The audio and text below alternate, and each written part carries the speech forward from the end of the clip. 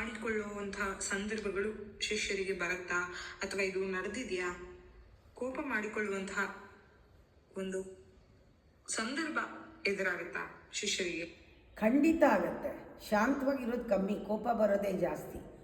ಗುರುಗಳ ಹತ್ರ ಕೋಪ ತೋರಿಸ್ಕೊಳ್ಳದೆ ಇರಬೇಕಾದ್ರೆ ಆ ಕೋಪ ಇನ್ನೂ ವಿಶೇಷವಾದ ಒಂದು ತೀಕ್ಷ್ಣತೆಯನ್ನು ಹೊಂದಿರುತ್ತೆ. ಅದು ಒಳಗಡೆ ಕೂದುಕೊಂಡಿರುತ್ತೆ. ಒಂದೊಂದು ಸತಿ ಆಚೆ ಬಂದಾಗ ಇಷ್ಟು ವಿಚಾರಕ್ಕೆ ಅಷ್ಟು ಕೋಪ ಬರುತ್ತೆ, ಏನು ಮಾಡೋಕ್ಕಾಗಲ್ಲ. ಯಾಕೆ ಅಂದರೆ ಹೊರಗಡೆಯಿಂದ ಬರೋ ಶಾಂತಿ ಕೋಪವನ್ನು ಅಳಿಸೋದಿಲ್ಲ. ಸಾಧನೆ ಎಲ್ಲಿ ನಿಂತರೆ ಅಲ್ಲಿ ಕೋಪ, ದ್ವೇಷ, ಆವೇಶ, ರೋಷ ಎಲ್ಲ ಬಂದೇ ಬರುತ್ತೆ. ಕೋಪ ಬಂದಾಗೆಲ್ಲ ಗುರುವಿನ ಮೇಲೆ ಕೋಪ ಬರುತ್ತೆ. ಗುರು ತಪ್ಪು ಮಾಡಿದಾಗ ಕೋಪ ಬಂತು, ಅಥವಾ ನನ್ನಲ್ಲಿ ಒಂದು ದುರ್ಬಲತೆಯಿಂದ ಕೋಪ ಬಂತು ಅನ್ನೋಕ್ಕಿಂತ ನಾನು ಅಹಂಕಾರದಲ್ಲಿ ಇದ್ದೀನಿ ಅನ್ನೋದೊಂದು ಅರಿವನ್ನು ಗುರು ಮೂಡಿಸ್ತಾನೆ. ಅಲ್ಲಿವರೆಗೂ ಕೋಪ ಇರುತ್ತೆ. ಯಾವಾಗ ಇದು ಅಹಂಕಾರದ ಒಂದು ಸ್ವಭಾವ, ಎಕ್ಸ್ಪ್ರೆಷನ್ ಅಷ್ಟೇ ಅಂತ ಗೊತ್ತಾದಾಗ ಆ ಕೋಪ ಮಾಯವಾಗುತ್ತೆ. ಆ ಕೋಪದಿಂದ ಪಾಠ ಸಿಗತ್ತೆ, ಕೋಪ ಬರುತ್ತೆ.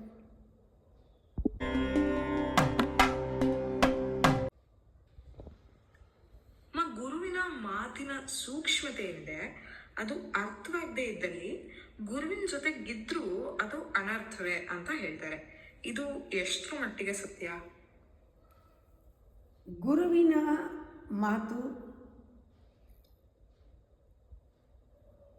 ಅದು ಅಂತರಾತ್ಮದ ಒಂದು ರಿಫ್ಲೆಕ್ಷನ್ ಆಗಿರುತ್ತೆ. ಅವನು ಸತ್ಯವನ್ನು ಎಕ್ಸ್ಪ್ರೆಸ್ ಮಾಡ್ತಾನೆ, ಇರೋದನ್ನು ಹೇಳ್ತಾನೆ. ಇದು ಸ್ಥೂಲವಾದ ಪ್ರಪಂಚದಲ್ಲಿ ಎಷ್ಟೋ ಸತಿ ಇದು ನಿಜ ಅನಿಸೋದೇ ಇಲ್ಲ, ಇದು ಸಾಧ್ಯ ಅನಿಸೋದೇ ಇಲ್ಲ. ಹೌದಾ ಅಂತ ಅನಿಸುತ್ತೆ, ಆಶ್ಚರ್ಯ ಆಗುತ್ತೆ. ಇದು ಹೌದಾ, ಇದು ಸತ್ಯನಾ, ಇದು ಸುಳ್ಳು ಹೇಳ್ತಿದ್ದಾರಲ್ಲ ಇವರು ಅಂತ. ಹೌದು, ಪ್ರಪಂಚಕ್ಕೆ ಸತ್ಯ ಸುಳ್ಳೆ. ಪ್ರಪಂಚದ ಒಂದು ಸತ್ಯ ಗುರುವಿಗೆ ಸುಳ್ಳು. ಅದರಿಂದ ಮಾಯೆನಲ್ಲಿರೋ ಪ್ರಪಂಚ ಸತ್ಯವನ್ನು ಒಪ್ಕೊಳ್ಳೋದು ಕಷ್ಟ. ಸತ್ಯವನ್ನು ಮಿಸ್ಇಂಟರ್ಪ್ರಿಟ್ ಮಾಡೋಕ್ಕೆ ಎಷ್ಟು ಬೇಕೋ ಅಷ್ಟು ಮಾಡುತ್ತೆ. ಸುಳ್ಳನ್ನು ಸತ್ಯ ಮಾಡೋಕ್ಕೆ ಹೊರಟಿರೋದು ಮಾಯೆ. ನಿಜವನ್ನು, ಸತ್ಯವನ್ನು ಮಿಸ್ಇಂಟರ್ಪ್ರಿಟ್ ಮಾಡುತ್ತೆ, ತಪ್ಪು ತಿಳ್ಕೊಳ್ಳುತ್ತೆ. ಅದರಿಂದ ಗುರುವರ ಹತ್ರ ಮಾತಾಡಬೇಕಾದ್ರೆ ಶಿಷ್ಯನಿಗೆ ಒಂದು ಶಿಫ್ಟ್ ಬೇಕು. ಧ್ಯಾನ ಮಾಡಿ ಅಹಂಕಾರ ಇಲ್ಲದೆ ಇರುವಾಗ ಅರ್ಥ ಮಾಡಿಕೊಳ್ಳೋ ಬುದ್ಧಿನೇ ಬೇರೆ. ಧ್ಯಾನ ಸ್ಥಿತಿ ಇಲ್ಲದೆ ಅಹಂಕಾರದಲ್ಲಿ ಅರ್ಥ ಮಾಡ್ಕೊಳ್ಳೋ ಸ್ಥಿತಿನೇ ಬೇರೆ. ಎಷ್ಟೋ ಜನ ಪುಸ್ತಕ ಓದೋರು ಅಹಂಕಾರದಲ್ಲಿ ಪುಸ್ತಕನ ಓದಿ ಡಿಕ್ಷನರಿ ಮೀನಿಂಗ್ ತಿಳ್ಕೊಂಡು ಅರ್ಥ ಮಾಡ್ಕೊಂಡಿರ್ತಾರೆ. ಅದೇ ಅರ್ಥನ ಗುರುಗಳ ಎದುರಿಗೆ ಹೇಳಿದ್ರೆ ಗುರು ಬೇರೆ ಒಂದು ರೂಪದಲ್ಲಿ ಅದನ್ನು ಹೇಳಿದಾಗ ಅವರಿಗೆ ಅರ್ಥ ಆಗಲ್ಲ. ಇವ್ರು ಹೇಳಿದ್ದು ಅದೇ ಇರುತ್ತೆ, ಗುರು ಹೇಳೋದು ಅದೇ ಇರುತ್ತೆ. ಆದರೆ ಗುರು ಬೇರೆ ಒಂದು ಅನುಭವದ ಒಂದು ಸ್ಥಿತಿಯಲ್ಲಿ ಅವನು ಅದನ್ನು ಹೇಳ್ತಾನೆ. ಅವನು ಹೇಳೋ ಸತ್ಯ ಇವನು ಓದಿ ತಿಳ್ಕೊಂಡಿರೋ ಸತ್ಯ ಒಂದೇ ಇದ್ದರೂ ಕೂಡ ಅದರ ಇಂಟೆನ್ಸಿಟಿನೇ ಬೇರೆ ಇರುತ್ತೆ, ಅದರ ತೀಕ್ಷ್ಣತೆ ಬೇರೆ ಇರುತ್ತೆ, ಅದರ ಆಳ ಬೇರೆ ಇರುತ್ತೆ. ಅದರಿಂದ ಎರಡಕ್ಕೂ ವ್ಯತ್ಯಾಸ ಕಾಣುತ್ತೆ. ಇಬ್ಬರು ಒಂದೇ ಹೇಳಿದ್ರು ಇದು ವರ್ಕ್ ಆಗಲ್ಲ, ಇದು ವರ್ಕ್ ಆಗುತ್ತೆ. ಇದು ಇನ್ಫ್ಲೂಯೆನ್ಸ್ ಆಗಲ್ಲ, ಇದು ಇನ್ಫ್ಲೂಯೆನ್ಸ್ ಆಗುತ್ತೆ. ಒಂದು ಕೆಲಸ ಮಾಡಲ್ಲ, ಇನ್ನೊಂದು ಕೆಲಸ ಮಾಡುತ್ತೆ. ಅವ್ರಿಗೆ ಆಶ್ಚರ್ಯ ಆಗುತ್ತೆ. ಗುರು ಹೇಳಿದ ತಕ್ಷಣ ಎಲ್ಲರೂ ಕೇಳಿದ್ರು, ನಾನು ಅದನ್ನೇ ಹೇಳಿದೆ, ಯಾರೂ ಕೇಳಲಿಲ್ಲ. ಅಲ್ಲೇ ವ್ಯತ್ಯಾಸ ಆಗುತ್ತೆ. ಅವ್ರು ಹೇಳಿದ್ದು ಇವ್ರು ಹೇಳಿದ್ದು ಒಂದೇ, ಆದರೆ ಹೇಳೋ ರೀತಿ, ಹೇಳುವಾಗ ಅದರಲ್ಲಿರೋ ಶಕ್ತಿ, ಅದರಲ್ಲಿರೋ ಸ್ಪಂದನ, ಅದರಲ್ಲಿರೋ ಕಾಳಜಿ, ಕೇರ್, ಕನ್ಸರ್ನ್, ಕಂಪ್ಯಾಷನ್, ಇದ್ಯಾವುದೂ ಬರೀ ಜ್ಞಾನದಲ್ಲಿರಲ್ಲ. ಅನುಭವದಲ್ಲಿ, ವಿವೇಕದಲ್ಲಿ ಯಾರು ಆ ಜ್ಞಾನನ ಜೀರ್ಣಿಸ್ಕೊಂಡಿರ್ತಾರೋ ಅವರು ಮಾತಾಡುವಾಗ ಅದರಲ್ಲಿ ಬೇರೆ ಏನೇನೋ ಸೇರಿಕೊಂಡಿರುತ್ತೆ, ಎಸೆನ್ಸ್ ಇರುತ್ತೆ ಅದರೊಳಗೆ. ಅದರಿಂದ ಸೂಕ್ಷ್ಮತೆ ಬೇಕು. ಗುರುವನ್ನ ಅರ್ಥ ಮಾಡ್ಕೊಳ್ಬೇಕಾದ್ರೆ ಸ್ವಲ್ಪ ಹೊತ್ತು ಧ್ಯಾನ ಮಾಡಿ ಹೊರಗೆ ಬಂದು, ಮೌನದಲ್ಲಿ ಹೊರಗೆ ಬಂದು ಗುರುವಿನ ಜೊತೆ ಮಾತಾಡಬೇಕು.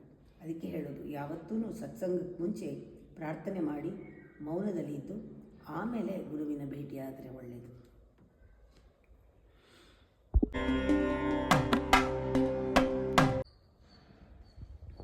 ಗುರುವಿನೊಡನೆ ಇರೋರಿಗೆ ಪರೀಕ್ಷೆಗಳು ಏನೇನು ಬರೋದಕ್ಕೆ ಸಾಧ್ಯತೆ ಇದೆ. ಅವರು ಯಾವ ರೀತಿಯಲ್ಲಿ ಪಾಠಗಳನ್ನ ಕಲಿತಾ ಹೋಗ್ತಾರೆ?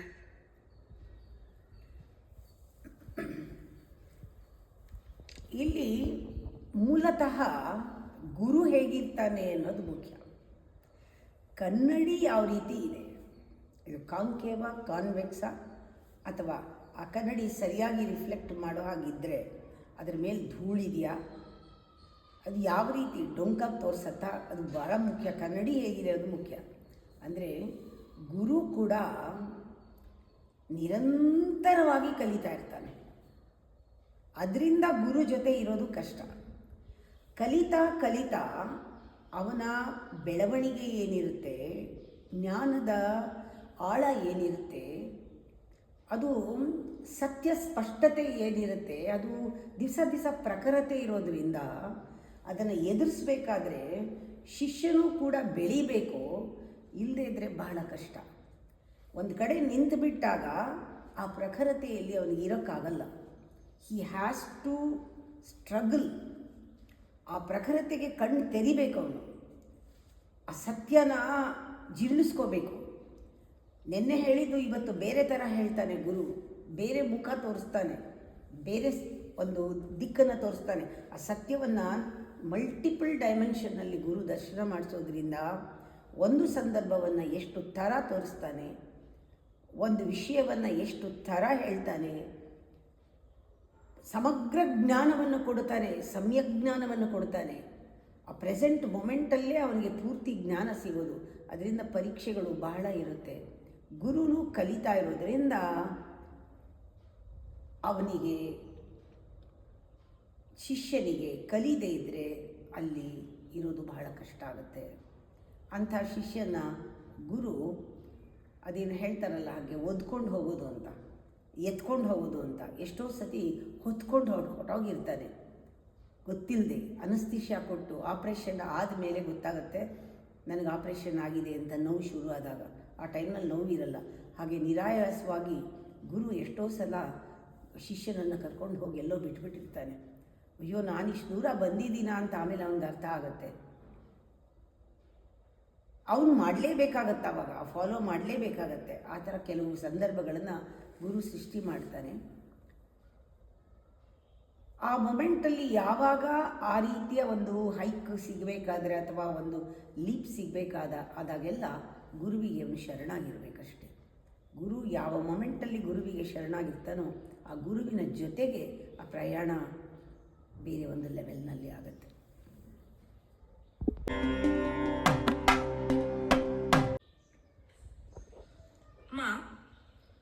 ಒಬ್ಬ ವ್ಯಕ್ತಿ ಶಿಷ್ಯನೂ ಅಲ್ಲ, ಸ್ನೇಹಿತನೂ ಅಲ್ಲ, ಬಂಧುನೂ ಅಲ್ಲ, ಶತ್ರುನೂ ಅಲ್ಲ. ಇಂತಹವರ ಜೊತೆ ಗುರುಗಳು ಹೇಗಿರ್ತಾರೆ? ಕೋಟಿ ಜನ ಇದ್ದಾರೆ ಇಂಥವರು.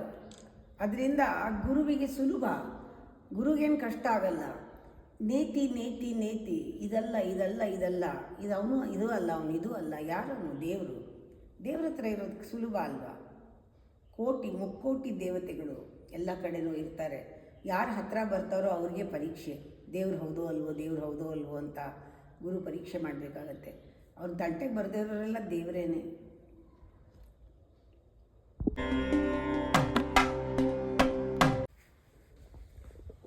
ಗುರು ಒಬ್ಬ ಶಿಷ್ಯನನ್ನ ಬೇಗ ಒಪ್ಪಿಕೊಳ್ತಾನೋ ಅಥವಾ ಒಬ್ಬ ಶಿಷ್ಯ ಅನ್ನೋನು ಗುರುವನ್ನ ಬೇಗ ಒಪ್ಕೊಳ್ತಾನ? ಇದು ಹೇಗಾಗತ್ತೆ? ಗುರುವಿಗೆ ಒಪ್ಪಲ್ಲ ಅನ್ನೋದಕ್ಕೆ ಏನು ಅರ್ಥನೇ ಇಲ್ಲ. ಗುರು ಒಪ್ಪಲ್ಲ ಅನ್ನೋದು ಇಲ್ವೇ ಇಲ್ಲ. ಗುರು ಎಲ್ಲರನ್ನೂ ಒಪ್ಕೊಳ್ತಾನೆ. ಮೊದಲು ಒಪ್ಕೊಂಡ್ಮೇಲೆ ಗುರುವಿನ ಕನೆಕ್ಷನ್ ಪ್ರಾರಂಭ. ಒಪ್ಕೊಂಡ್ಬಿಡ್ತಾನೆ, ಅವನು ಕನೆಕ್ಟ್ ಮಾಡಿಬಿಡ್ತಾನೆ. ಆಮೇಲೆ ನೆಕ್ಸ್ಟ್ ಸ್ಟೆಪ್ ಆಕ್ಸೆಪ್ಟೆನ್ಸಿಂದನೇ ಪ್ರಾರಂಭ. ಆಕ್ಸೆಪ್ಟೆನ್ಸ್ನಲ್ಲೇ ಪ್ರಾರಂಭ.